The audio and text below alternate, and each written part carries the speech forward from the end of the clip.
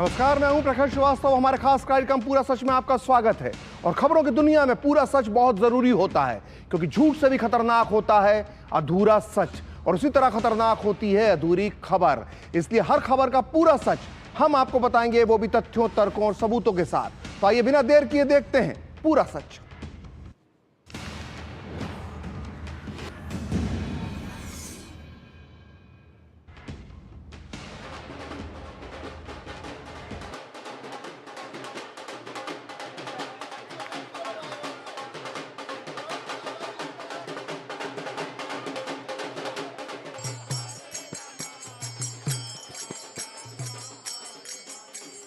जय जय राधे राधे राधे राधे, बोलो राधे राधे। जय जगदीश हरे स्वामी, जय जगदीश हरे। भक्त जनों के संकट, दास जनों के संकट, जन में दूर करे।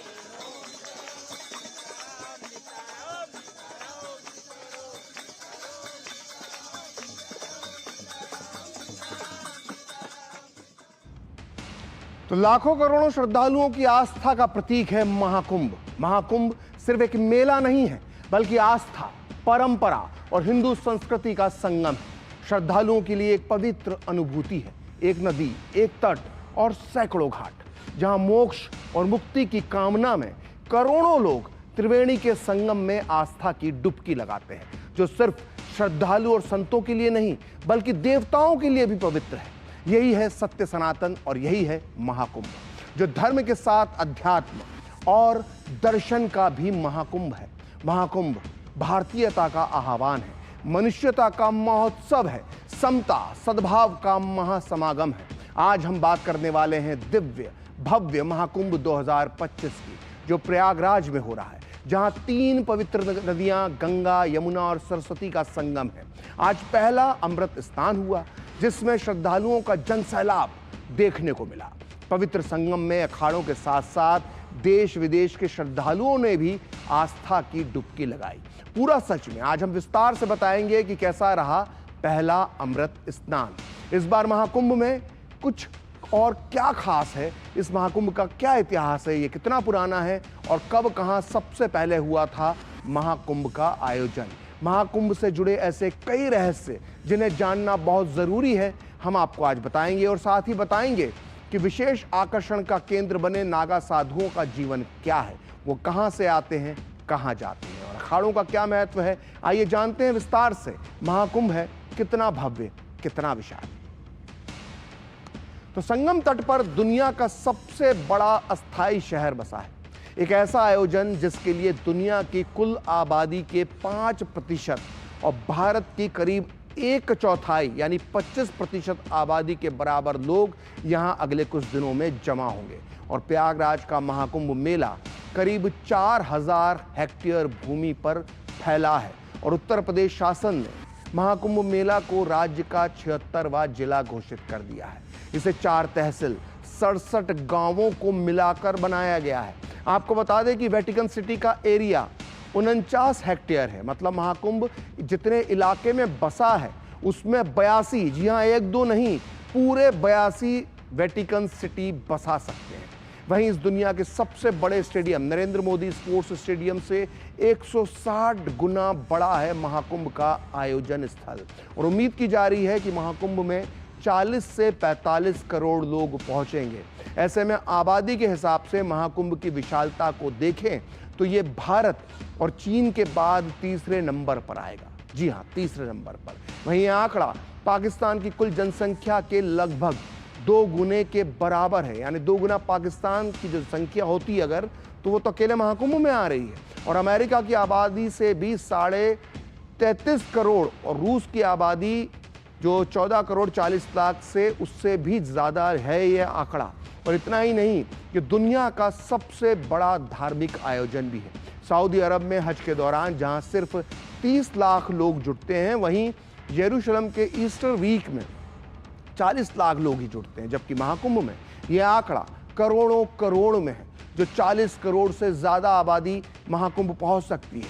इसकी झलक आज पहले अमृत स्नान में भी देखने को मिल गई, जब रिकॉर्ड तोड़ 3.5 करोड़ लोगों ने, जी हां 3.5 करोड़ लोगों ने आज त्रिवेणी तट पर आस्था की डुबकी लगाकर नया कीर्तिमान बनाया। तो हालांकि सोमवार को ब्रह्म मुहूर्त में ही महाकुंभ का शुभारंभ हो गया। 144 साल बाद दुर्लभ खगोलीय संयोग से हो रहा है महाकुंभ, इसका हिस्सा बनना सभी के लिए बेहद खास है। पौष पूर्णिमा के साथ ही स्नान के साथ महाकुंभ के पहले दिन ही रिकॉर्ड 1 करोड़ 75 लाख से ज्यादा श्रद्धालुओं ने त्रिवेणी संगम में आस्था की डुबकी लगाई।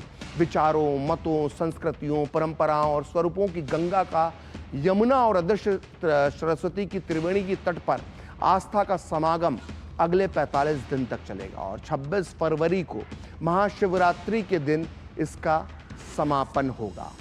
वहीं मकर संक्रांति के पावन अवसर पर महाकुंभ 2025 के पहले अमृत स्नान में आज संगम तट पर अद्भुत नज़ारा देखने को मिला, दिव्य अलौकिक नज़ारा देखने को मिला। संगम के घाटों पर श्रद्धालुओं का जनसैलाब उमड़ पड़ा। लाखों श्रद्धालुओं और साधु संतों का अद्भुत संगम यहाँ पर हर तरफ देखने को मिल रहा था।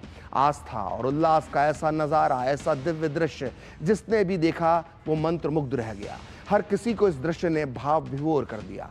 सन्यासियों के हाथों में तलवार, त्रिशूल, डमरू, पूरे शरीर पर भभूत, घोड़े और रथ की सवारी और हर हर महादेव का उद्घोष, यानी संगम के किनारे हर तरफ आस्था की बयार दिखाई दी और पग पग पर जयकारे गूंजते हुए दिखाई दिए। ये पांचों तस्वीर इसी नज़ारे को दिखा रही हैं कि क्या था नज़ारा।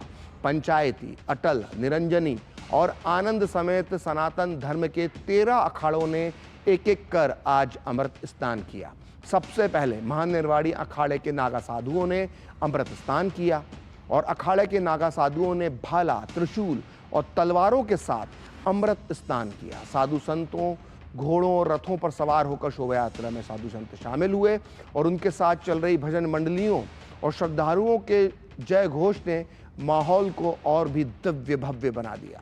अमृत स्नान के अवसर पर किन्नर अखाड़े ने भी लोगों का ध्यान अपनी तरफ खींचा। हेलीकॉप्टर से संगम तट पर पुष्प वर्षा कर श्रद्धालुओं पर करीब 75 क्विंटल फूल बरसाए गए। संगम तट पर देश विदेश से आए लाखों श्रद्धालुओं ने आस्था की डुबकी लगाई और सिर्फ आज तक, मतलब जो अभी तक जो आंकड़ा आया है उसमें 3.5 करोड़ श्रद्धालु, जी हाँ 3.5 करोड़ श्रद्धालु संगम में स्नान कर चुके हैं। महाकुंभ की भव्यता और आधुनिक व्यवस्था ने पूरी दुनिया का ध्यान प्रयागराज की तरफ खींचा है। विदेशों से भी लोग अद्भुत आध्यात्मिक अनुभव के साक्षी बनने के लिए यहाँ खिंचे चले आ रहे हैं। इनमें एप्पल के सह संस्थापक फाउंडर स्टीव जॉब्स की पत्नी लॉरेन पॉवल जॉब्स भी आध्यात्मिक शांति की खोज में महाकुंभ पहुंची हैं। उन्हें कमला माता का नाम दिया कि गंग सकल मुदु मंगल मूला, सब सिद्धि सुदन सदन सब सूला। प्रयागराज एक ऐसा क्षेत्र है जहाँ गंगा, जमुना, सरस्वती बहती हैं। इस समय भव्यता और दिव्यता और आध्यात्मिकता, मुझे ऐसा प्रतीत हो रहा है कि सभी देवी देवता, सनातन धर्म के 33 कोटि देवताओं का जो वर्णन आता है वो आज 33 कोटि देवता पब्लिक के रूप में यहाँ विराजमान है। बहुत भव्य और दिव्य स्नान है। देखिए आप, अमृत स्नान है ये। अमृत पर्व हम आप सबके लिए है। महाकुंभ पर्व का आयोजन है आज और सबसे प्रार्थना है कि संगम की डुबकी लगाएं, इस आस्था में डुबकी लगाएं। हम सब महाकुंभ महिमा मनाने के लिए आए हैं। महासंक्रांति पे संगम में पहुँच के सब लोग धुआई के आए हैं। सुबह का जो मेरा स्नान है बहुत अच्छा लगा। यहाँ के मतलब इतनी तृप्ति हुई, लग रहा है कि कुछ है सनातन में, बहुत कुछ है जो हमें इससे जोड़ रहा है। मुझे तो सबसे ज़्यादा इसलिए इच्छा थी क्योंकि मैंने ये पढ़ा कि जब 12 कुंभ जब पूर्ण होते हैं उसके बाद एक महाकुंभ आता है तो वो 144 ईयर्स में एक बार मौका मिलता है। तो मुझे था कि इतना बड़ा मौका मैं कैसे गवा सकती हूँ।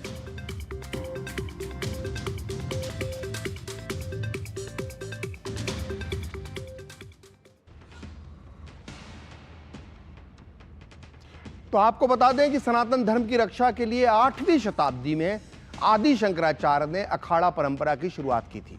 कुल 13 अखाड़े हैं जो महाकुंभ में आते हैं और अपना शिविर लगाते हैं। महाकुंभ की अगर हम बात करें तो स्थान की जो प्रमुख तिथियों की जो होती हैं उन पर ये अखाड़े हाथी, घोड़े, ऊंट के साथ भव्य जुलूस निकालते हैं, जैसा आपने आज भी देखा होगा। और इनसे जुड़े साधु संत सन्यासी और नागा साधु 17 श्रृंगार करके संगम तट पर आते हैं और स्नान करते हैं। अखाड़ों के स्नान करने के बाद ही आम लोग संगम में डुबकी लगा पाते हैं। और आम अमृत स्नान इस धार्मिक और आध्यात्मिक आयोजन का मुख्य आकर्षण होते हैं। लेकिन यह जानना और ज़्यादा दिलचस्प है कि आखिर कैसे तय होता है कि अखाड़ों के अमृत स्नान का समय और क्रम क्या होगा, यानी कब कौन स्नान करेगा। सभी अखाड़ों को एकजुट करने के लिए 1954 में अखिल भारतीय अखाड़ा परिषद का गठन किया गया था। साधु संतों की सर्वोच्च परिषद, ये सबसे सर्वोच्च परिषद है। इसमें हर अखाड़े के साधु संतों महात्माओं का प्रतिनिधित्व होता है। इस परिषद में अध्यक्ष और महामंत्री का पद सबसे प्रभावशाली माना जाता है। महाकुंभ में अखाड़ों के अमृत स्नान का समय और क्रम क्या होगा, कौन पहले स्नान करेगा और किस दिन कौन स्नान करेगा, यह तय करने के लिए सभी अखाड़ों की एक बैठक होती है और उसमें यह तय होता है कि कौन सा अखाड़ा पहले अमृत स्नान करेगा। इसमें यह भी तय होता है कि पहले अमृत स्नान में कौन सा अखाड़ा पहले स्नान करेगा, दूसरे अमृत स्नान में कौन सा अखाड़ा पहले स्नान करेगा। मतलब हर अमृत स्नान की जो तारीख है उसमें प्रमुख स्नान में अखाड़ों के स्नान करने का समय और क्रम तय किया जाता है और उसी क्रम और समय के मुताबिक ये अखाड़े स्नान के लिए निकलते हैं और स्नान करते हैं। तो अमृत स्नान के पीछे सांस्कृतिक और आध्यात्मिक पृष्ठभूमि भी है। धार्मिक मान्यताओं के मुताबिक ऐसा माना जाता है कि महाकुंभ में अमृत स्नान के दौरान संगम में डुबकी लगाने से पुण्य की प्राप्ति होती है, आत्मा शुद्ध होती है और पापों का प्रायश्चित होता है। अमृत स्नान से न सिर्फ मन की अशुद्धियां दूर होती हैं, बल्कि ये स्नान आध्यात्मिक शुद्धि और मोक्ष प्राप्ति का भी मार्ग है। और ये भी मान्यता है, ये भी माना जाता है कि महाकुंभ का आयोजन सूर्य और गुरु जैसे ग्रहों की विशिष्ट स्थिति को ध्यान में रखकर किया जाता है और ग्रहों की चाल के आधार पर कुछ विशेष तिथियां पड़ती हैं। इसलिए भी इन तारीखों पर, इन दिनांकों पर, इन दिवसों पर होने वाले स्नान को अमृत स्नान कहा जाता है। मतलब ये सिर्फ धार्मिक आयोजन ना होकर खगोलीय घटना से जुड़ी एक चिर पुरातन परंपरा है। और एक और मान्यता ये भी है कि इसके मुताबिक, जो मान्यता है उसके मुताबिक साधु संत हाथी, घोड़े और रथ पर सवार होकर स्नान करने आते हैं और इसी भव्यता के कारण इसे अमृत स्नान कहा जाता है। आइए आपको बताते हैं कि प्रयागराज महाकुंभ में पवित्र स्नान के लिए 6 तारीखें कौन कौन सी हैं, किन किन 6 दिवसों पर यह अमृत स्नान होगा। प्रयागराज महाकुंभ में 3 अमृत स्नान और 3 प्रमुख स्नान तय किए गए हैं। इनमें 13 जनवरी को पौष पूर्णिमा के दिन पहला प्रमुख स्नान हो चुका है। वहीं मकर संक्रांति पर 14 जनवरी को आज पहला अमृत स्नान हो रहा है और इसके बाद दूसरा अमृत स्नान 29 जनवरी को मौनी अमावस्या के दिन होगा, जबकि तीसरा अमृत स्नान 3 फरवरी को वसंत पंचमी के दिन होगा। वहीं 12 फरवरी को माघी पूर्णिमा, बड़ा महत्व होता है इसका, इसके दिन प्रमुख स्नान और आखिरी महत्वपूर्ण स्नान, जी हाँ आखिरी महत्वपूर्ण स्नान होगा, इस दिनांक को नोट कर लीजिए, वो है 26 फरवरी और इस दिन है महाशिवरात्रि और महाशिवरात्रि के दिन होगा अंतिम अमृत स्नान। और महाकुंभ विशेष रूप से उन साधुओं संतों के लिए महत्वपूर्ण होता है जो अखाड़ों के सदस्य होते हैं और यही अखाड़े महाकुंभ का विशेष आकर्षण होते हैं। इसलिए अखाड़ों की मौजूदगी के बिना महाकुंभ की कल्पना भी नहीं की जा सकती। अखाड़ा परंपरा की शुरुआत प्राचीन भारतीय संस्कृति में तब से मानी जाती है जब से साधुओं और तपस्वियों ने ध्यान और साधना के लिए संगठित रूप से केंद्र बनाए। माना जाता है कि अखाड़ा परंपरा महाभारत और रामायण काल से जुड़ी हुई है। ऐसी भी मान्यता है कि अखाड़ा व्यवस्था शंकराचार्य द्वारा स्थापित की गई थी, आदि शंकराचार्य द्वारा स्थापित की गई थी, जिसका उद्देश्य सनातन धर्म को पुनर्जीवित करना और उसे संगठित रूप में प्रस्तुत करना था। प्रत्येक अखाड़े का, हर अखाड़े का अपना विशिष्ट इतिहास, परंपरा और इष्ट देवता होते हैं। वर्तमान में 13 प्रमुख अखाड़े हैं जो महाकुंभ जैसे बड़े धार्मिक आयोजनों में महत्वपूर्ण भूमिका निभाते हैं। ये सभी अखाड़े महाकुंभ में शामिल हैं। किन्नर अखाड़ा भी महाकुंभ में शामिल हुआ है जो जूना अखाड़े से जुड़ा है। जूना अखाड़ा सबसे बड़ा अखाड़ा माना जाता है।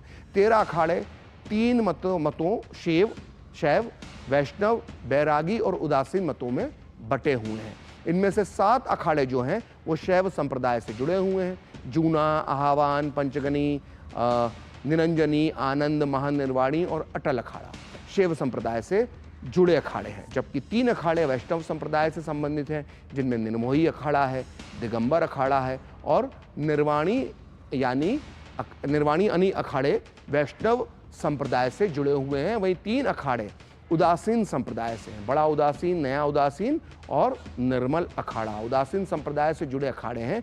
ऐसा इसमें पूरा जो अखाड़ों का जो क्रम होता है उसके आधार पे हम आपको बता रहे हैं। और सभी अखाड़ों में जूना अखाड़ा सबसे बड़ा है। शैव अखाड़े के साधु भगवान शिव के उपासक होते हैं और वैष्णव अखाड़े से जुड़े साधु संत भगवान विष्णु के उपासक होते हैं, और जबकि उदासीन अखाड़े से मुख्य रूप से गुरु नानक की शिक्षाओं का अनुसरण किया जाता है। तो महाकुंभ में आकर्षण के सबसे बड़े केंद्र अखाड़े ही होते हैं। अखाड़ों से लाखों करोड़ों के लोगों की श्रद्धा जुड़ी होती है, लोग जुड़े हुए होते हैं इनसे। और अखाड़ों से जुड़े स्नान के बारे में ज्यादा जानकारी दे रहे हैं हमारे संवाददाता अश्विनी मिश्रा। यह कल कल छल छल बहती क्या कहती गंगा धारा, युग युग से बहता आता यह पुण्य प्रवाह हमारा। और यह पुण्य प्रवाह त्रिवेणी का है, जहां पर विश्व का सबसे बड़ा मानव समागम हुआ है और दुनिया साक्षी बन रही है मानवता की अमूर्त धरोहर महाकुंभ महापर्व का। महाकुंभ का पहला अमृत स्नान मकर संक्रांति का जब शुरू हुआ तो अखाड़ों का स्नान शुरू हुआ, जो पूरी दुनिया के लिए आकर्षण का केंद्र होता है। आप देख सकते हैं कि किस तरीके से करोड़ों की संख्या में लोग अब तक स्नान कर चुके हैं। और आज सुबह से जब अखाड़ों का स्नान शुरू हुआ तो उनका क्रम रहा कि सबसे पहले महानिर्वाणी अखाड़े ने स्नान किया और उसके साथ अटल अखाड़े ने स्नान किया। तपोनिधि पंचायती निरंजनी अखाड़ा, दशनाम जूना अखाड़ा ने उसके बाद स्नान किया। पंच निर्मोही अनी अखाड़ा, दिगंबर अखाड़ा और अखिल भारतीय पंच निर्वाणी अनी अखाड़ा ने उसके बाद स्नान किया। और उदासीन संप्रदाय के 3 अखाड़े, नया उदासीन अखाड़ा, फिर उसके बाद बड़ा उदासीन अखाड़ा और निर्मल पंचायती अखाड़ा ने स्नान किया। अद्भुत विहंगम दृश्य इस पूरे के पूरे संगम क्षेत्र का, जहां पर करोड़ों की संख्या में, कल पौष पूर्णिमा का पहला स्नान था, लगभग 1.25 करोड़ श्रद्धालुओं ने संगम में त्रिवेणी में डुबकी लगाई। आज मकर संक्रांति प्रथम अमृत स्नान है, यह आंकड़ा निश्चित तौर से पार करेगा, यानी कि कुंभ के जो पूर्व के कीर्तिमान हैं वो टूट रहे हैं। यहाँ पर जाति भात का भेद टूट जाता है, सारी बेड़ियां त्रिवेणी में आकर टूट जाती हैं और प्रयागराज में कुंभ के बनाए पुराने कीर्तिमान भी टूट रहे हैं। देख सकते हैं कि किस तरीके से चाहे जल मार्ग हो, चाहे वायु मार्ग हो, चाहे स्थल मार्ग हो, लोग चले आ रहे हैं, पैदल चले आ रहे हैं इस मेला क्षेत्र में प्रवेश करने के लिए। और यह अनवरत ब्रह्म मुहूर्त से श्रृंखला लगातार जारी है। और त्रिवेणी तट पर पहुंचने पर बरबस लोग बोल उठते हैं, गंगा मैया की जय। लोग बरबस बोल उठते हैं, त्रिवेणी तीर्थराज की जय। तो निश्चित तौर से ये नयनाभिराम विहंगम दृश्य पूरी दुनिया को आकर्षित करते हैं और महाकुंभ के महापर्व के साक्षी बनने का आमंत्रण भी देते हैं। अपने कैमरामैन रमाकांत और सहयोगी आरके के साथ अश्विनी कुमार मिश्र, डीडी न्यूज, तीर्थराज नगरी प्रयाग। तो महाकुंभ में सबसे पहले नागा साधु और प्रमुख संत स्नान करते हैं, जिनमें प्रथम स्नान अधिकार कहा गया है इसे। और नागा साधुओं को महायोद्धा साधु भी कहा जाता है, क्योंकि प्राचीन काल में उन्होंने धर्म और समाज की रक्षा के लिए सेना के रूप में भी काम किया। आस्था के इस महाकुंभ में नागा साधुओं का जीवन जो है वो रहस्यों से भरपूर है और ज़्यादातर लोग ये जानना चाहते हैं कि उनका जीवन क्या है, उनका रहस्य क्या है, क्योंकि नागा साधुओं का जीवन अन्य साधुओं की तुलना में सबसे कठिन माना जाता है। तो आखिर क्या है नागा साधुओं की रहस्यमय दुनिया का सच? देखिए, 8वीं शताब्दी में आदि शंकराचार्य ने जब अखाड़ा प्रणाली की स्थापना की तो सनातन धर्म की रक्षा के उद्देश्य से शस्त्र और शास्त्र दोनों में निपुण साधुओं का संगठन बनाया। इनके एक हाथ में वेद, गीता और उपनिषद और पुराण थे, तो दूसरे हाथ में भाला, तलवार और कृपाण। इन्हीं साधुओं को धर्म रक्षक और नागा साधु कहा गया। हालांकि कुछ इतिहासकार मानते हैं कि नागा साधुओं की परंपरा प्रागैतिहासिक काल से शुरू हुई। वर्तमान में 7 अखाड़े ही नागा साधु बनाते हैं। ये हैं जूना, महानिर्वाणी, निरंजनी, अटल, अग्नि, आनंद और आह्वान अखाड़ा। और नागा साधुओं के बनने की प्रक्रिया बहुत कठिन है और 12 साल लंबी प्रक्रिया होती है। इस दौरान नए सदस्य लंगोट के अलावा कुछ नहीं पहनते और कुंभ में अंतिम प्रण लेने के बाद वे लंगोट का भी त्याग कर देते हैं और जीवन भर दिगंबर रहते हैं। ये नागा साधु जीते जी खुद का श्राद्ध और पिंडदान कर देते हैं। लेकिन क्या आप जानते हैं कि नागा साधु जो होते हैं वो श्रृंगार भी करते हैं? जी हाँ, जिस तरह से सुहागिनों के लिए 16 श्रृंगार का महत्व है, उसी तरह नागा साधुओं के लिए 16 नहीं बल्कि 17 श्रृंगार बताए गए हैं। नागा साधुओं के लिए 17 श्रृंगार जो हैं उसमें भभूत होता है, चंदन होती है, लंगोट, रुद्राक्ष की माला, तिलक, काजल, डूडल माला जो होती है वो होती है, कड़े होते हैं, चिमटा होता है, डमरू होता है, कमंडल होता है, जटाएं होती हैं, अंगूठी, पंचकेश, कड़ा, रोली का लेप और कुंडल इसमें शामिल है। और मान्यता है कि नागा साधुओं के ये 17 श्रृंगार शिव भक्ति का प्रतीक है। तो ऐसे दिलचस्प जीवन, इतना कठिन जीवन होता है नागा साधुओं का, जो हिमालय के पहाड़ों, गुफाओं और कंदराओं में रहा करते हैं। लेकिन जब भी कुंभ होता है या माघ मेला लगता है तो ये नागा साधु वहाँ पर आते हैं और अपने भक्तों को दर्शन देते हैं, उन्हें आशीर्वाद देते हैं। और पूरा सच में अब वक्त है एक ब्रेक का, और ब्रेक के बाद बताएंगे महाकुंभ के पीछे की अद्भुत पौराणिक कथा और क्या है कुंभ का इतिहास।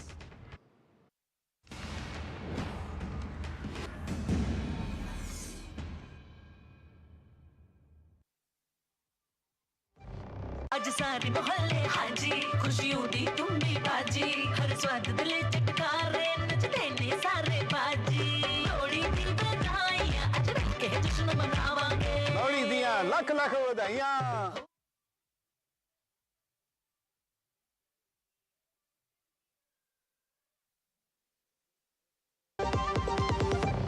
अज सारे मोहल्ले हाजी, खुशियों दी तुम्बी बाजी, हर स्वाद दिले चटकारे, नचदे ने सारे बाजी।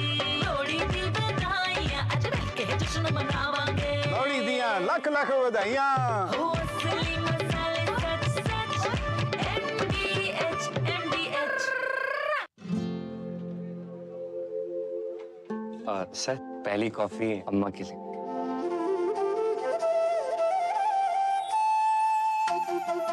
जब अपनों का साथ हो तभी होता है शुभ आरंभ। इसीलिए सिर्फ मुथूट फाइनेंस सदियों से देता आ रहा है और नई शुरुआत में अपनों जैसा भरोसा। Muthoot finance, India's number 1 most trusted financial services brand. तो गोल्ड लोन के लिए अभी फोन कीजिए 1-800-313-1212। मेरी पसंद, मेरी पसंद, मेरी पसंद, मेरी पसंद, हमारी पसंद, हम सबकी पसंद। मजबूत देश का मजबूत सरिया हो गया स्टील। रिटायरमेंट प्लानिंग के लिए तेरा SIP के बारे में क्या ख्याल है? रिटायरमेंट अभी तो पूरी लाइफ बाकी है यार।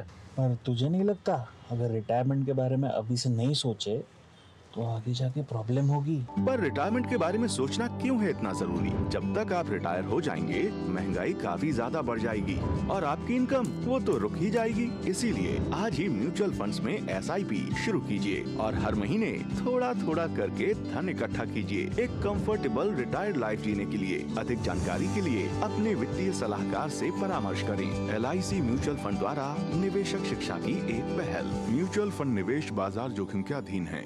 योजना से संबंधित सभी दस्तावेजों को ध्यान से पढ़ें।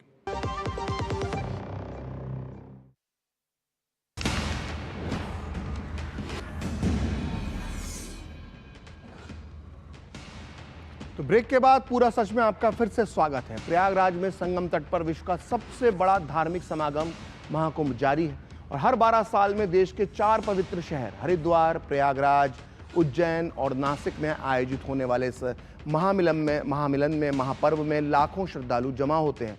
तो आइए आपको बताते हैं कि इसके पीछे का अद्भुत पौराणिक कथा क्या है।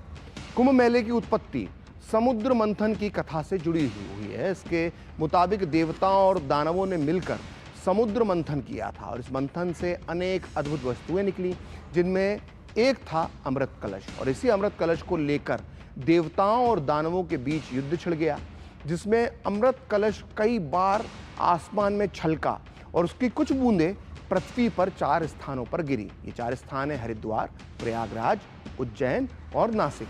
और मान्यता है कि जिन स्थानों पर अमृत की बूंदें गिरी थीं वो स्थान पवित्र हो गए, पवित्रम हो गए।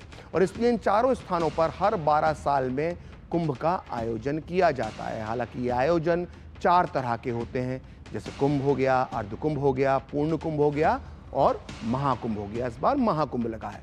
कुंभ 12 साल में एक बार, करीब 12 साल में एक बार चारों जगह हरिद्वार, नासिक, उज्जैन और प्रयागराज में बारी बारी से आयोजित होता है। और अर्धकुंभ का आयोजन सिर्फ प्रयागराज और हरिद्वार में होता है। इन दोनों जगह हर 6 साल में एक बार अर्धकुंभ का आयोजन होता है, जबकि पूर्ण कुंभ सिर्फ प्रयागराज में हर 12 साल में एक बार आयोजित होता है। जबकि महाकुंभ दुर्लभ आयोजन है जो 12 पूर्ण कुंभ के बाद यानी 144 साल बाद आता है। और इस बार प्रयागराज में यही महाकुंभ हो रहा है। इसलिए सोचिए, देश की 25% सनातनी आबादी जो है इस कुंभ में स्नान करने के लिए जा रही है। तो आज पूरा सच में इतना ही। कल फिर होगी आपसे मुलाकात किसी खास मुद्दे के साथ, किसी और मुद्दे की पड़ताल के साथ। तो मुझे और मेरी पूरी टीम को दीजिए अनुमति। नमस्कार।